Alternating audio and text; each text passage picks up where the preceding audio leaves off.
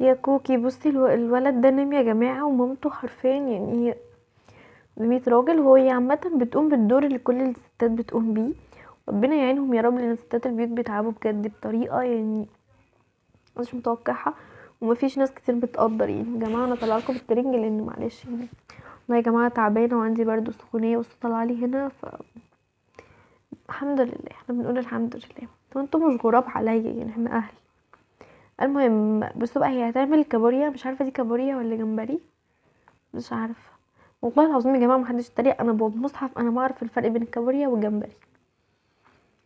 فيعني انا ان انا ما باكلش حاجه تبع البحر، ولا اصلا خليت ماما تدخلهم البيت لان انا ما بحبهمش. فانا يعني مفيش بينا كده تعامل. بصوا مش عارفه هي ليه خلت الدهن الجلد من على الفراخ، مش عارفه ليه يعني.